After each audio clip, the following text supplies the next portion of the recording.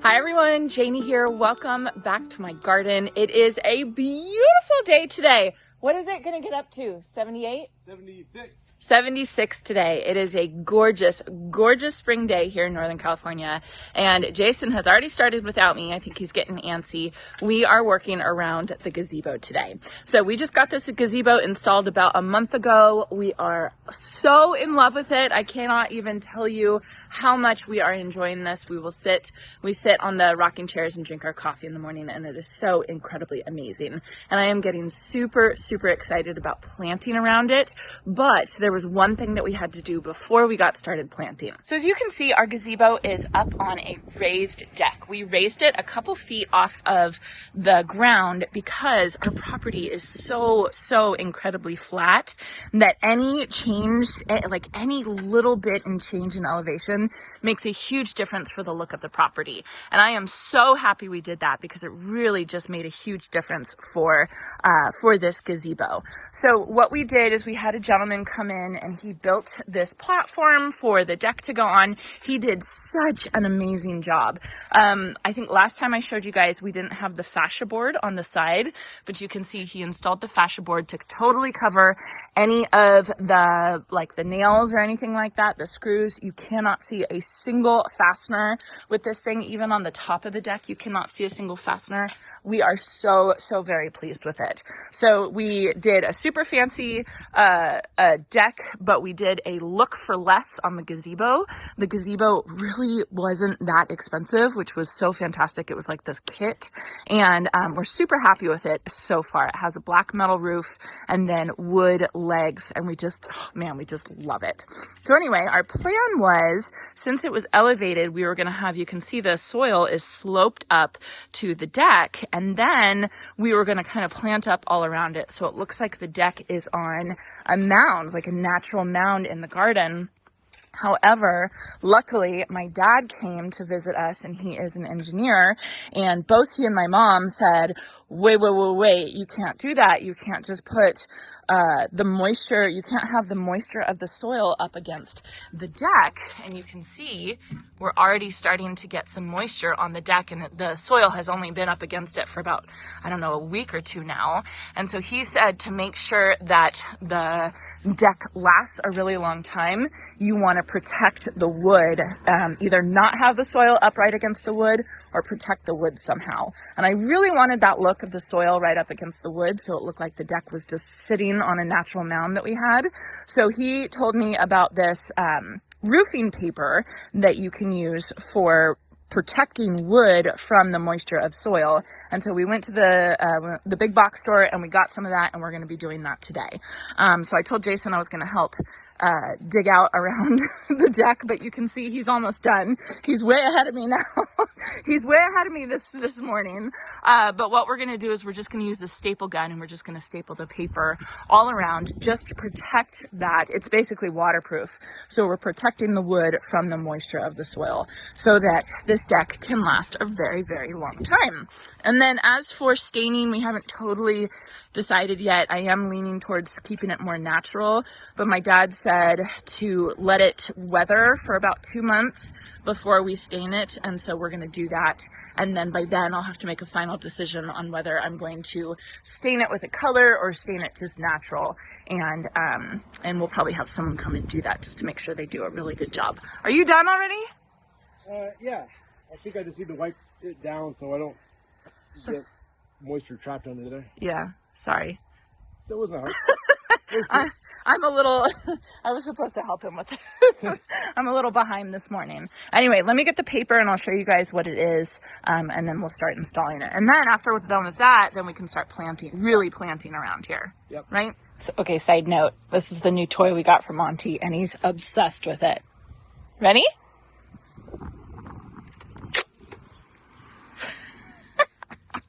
Okay, so here's the paper, or whatever the stuff is you want to call it. It's called asphalt saturated organic felt. It's like really thick, rubbery paper. You can tell that it's waterproof. And then we will just use a staple gun, this guy right here. We'll probably cut it in half and then just line it right underneath the top board and then tuck it under just to protect the wood.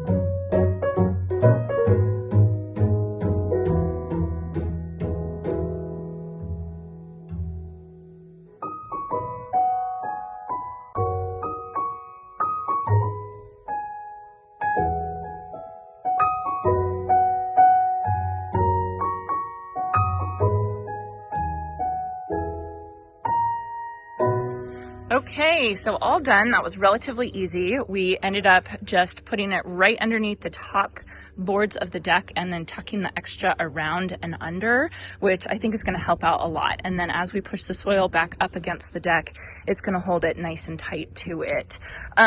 We just used those staples. That worked perfectly.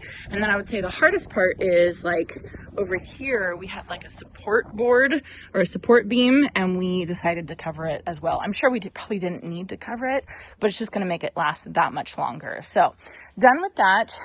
Now all we have to do is push the soil back up against the deck, and then we're going to start planting. Another side note, look at this parachuter. Oh my. What's he doing? That's awesome. That's pretty neat.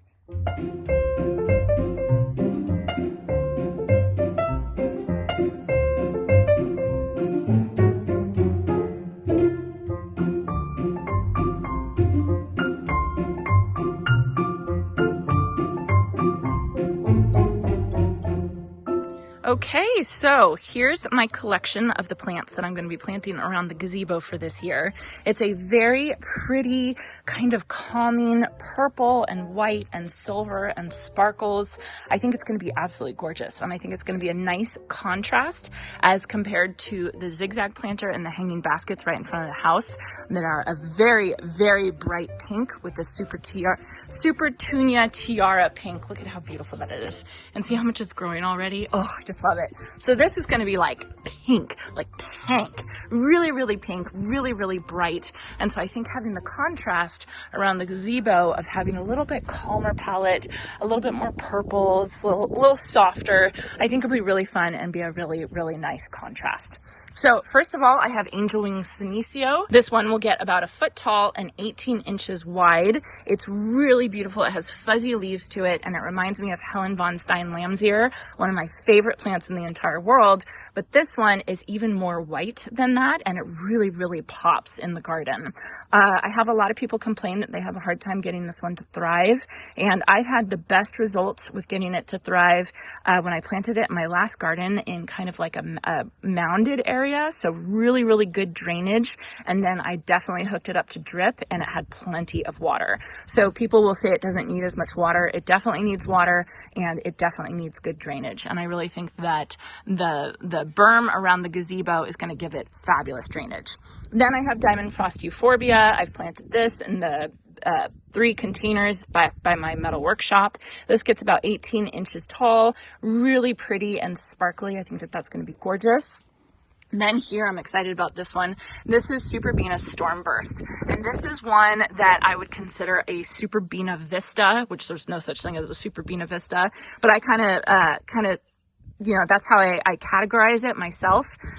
So Stormburst, Pink Cashmere, and Whiteout are all super, super vigorous Superbinas, and they have really huge umbel flowers. This one isn't even as big as it's going to get. They're going to get even bigger than that.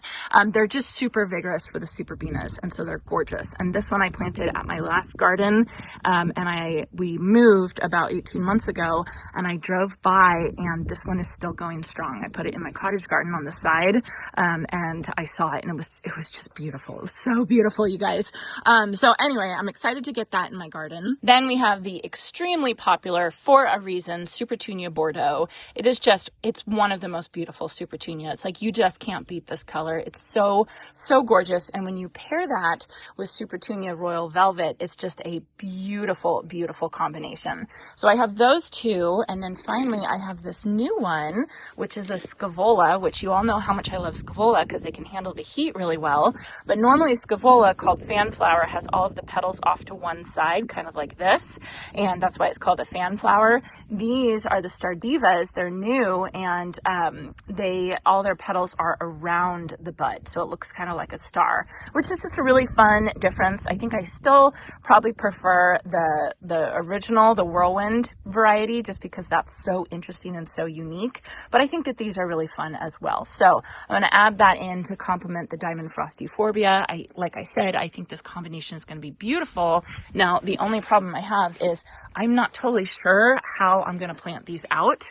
So now I have to go around and I have to kind of place them and figure out how I'm going to do it. But I think first I'm going to take a quick coffee break. Okay, coffee break is over and we actually got all of the plants laid out and I am really excited about them. So first of all, Jason and I decided to move the Monterey cypress a little bit further away from the deck so there's a little bit more room for it. And then I put all of these plants around and you guys, it's gonna be gorgeous.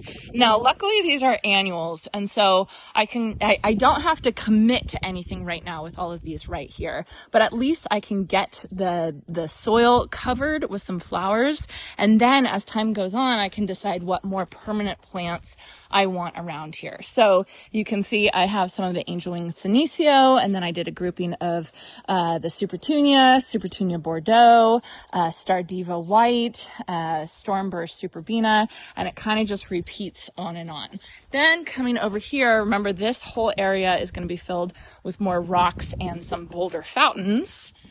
Then coming over here, I added more superbena. Let me back up. So more superbena, more angel wing senecio, royal velvet, diamond frost euphorbia.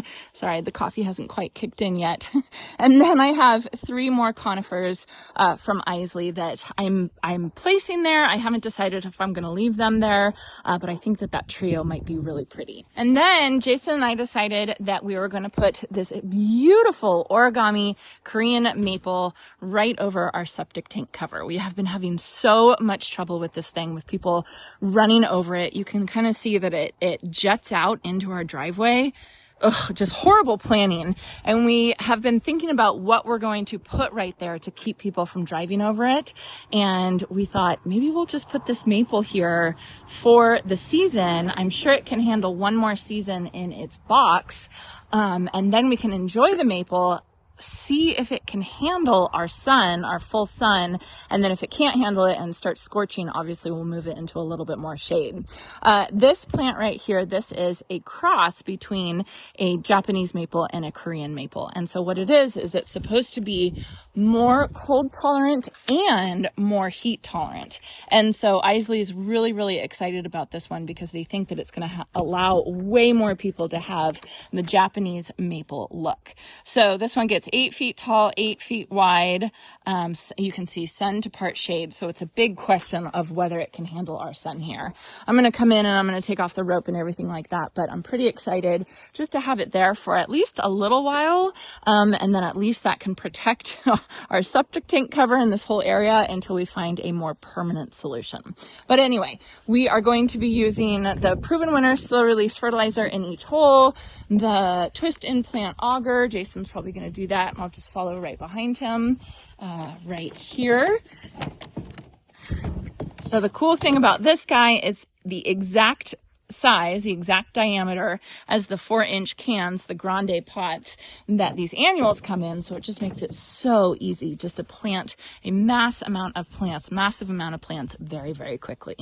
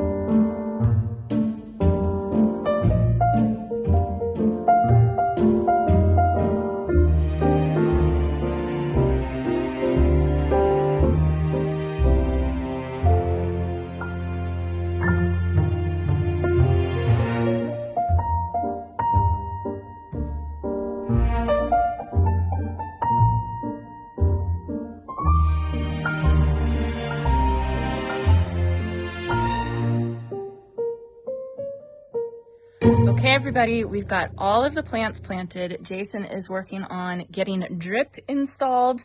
I watered everything in and it looks so incredible. Now, Jason made a good point. This is kind of like a rough draft for a planting around the gazebo, in that we can kind of look at the placement of the plants. We can decide if we like it. We can decide if we want more height here, a little bit more permanent planting, maybe next year. But for now, having this color and these annuals all around us when we're sitting in the rocking chairs, it's going to be absolutely amazing. So let me show you where we planted everything. I'm gonna work right around Jason. So we've got a little bit of grouping of the Stormburst Superbina right around the American Ginkgo, and then did a grouping of the Senecio, the Angel Wings, and then the Bordeaux, and then we kind of just alternated with little groupings here, little groupings there. I was going back and forth between having like big blocks of color and just doing like one big group, and we decided to do little smaller groupings, but kind of all around. I do have this Star of Madeira Echium right here that is going to get absolutely huge, and it's going to definitely cover these annuals once it gets mature. However, I don't know how quickly this is going to grow, so I'm just going to watch it, and if I have to transplant a couple of these annuals right around it, that'll be fine. I just don't know how fast that thing is going to grow. And then we left a little space here. Let me move back a little bit. Okay, so we've got a little space here that we're going to widen out the dry creek bed, bring the rocks all in there, and then also have the 3 boulder fountains. Those are going to be right there. I just don't know the borders just quite yet, so I left plenty of room over here, and then maybe I can plant like another shrub or something right there. Then coming over here on the other side of the Rising Sun Redbud, we have more of the Stormburst Superbina, more of the Angel Wing Senecio, and then of course over here more of the Supertunias and the Euphorbia, and then of course the Scaevola. So here's a look from a little bit further back. So we have a little bit of color over here, a ton of color over there, but we still need to put 2 pots on either side of the steps right here with some pretty color in that as well. And then I wanted to show you guys, I unwrapped my origami maple from Isley. Look at how good this thing looks. It's not even leafed out yet. So again, this is a test spot. If I notice that it starts to scorch in the sun, of course, I'm going to take it away right away, but we're going to hook it up and we're going to water it really, really well. And, obviously not plan on leaving it here in its box. If we do decide to leave it here, I'll get a really, really big container. I don't know, like maybe like a stock tank or something like that. And then I can plant that in there. But I really like that structure there, and nobody's going to run into that, right? I mean, I hope. So that's going to be it for today. I feel like we got so much done, probably because it was such beautiful weather and we were in no rush to go indoors. And still, I don't think we're in a rush. I think I'm going to go sit with Shay on the gazebo. I hope you all enjoyed this, and I hope you all have a chance to get in your garden today.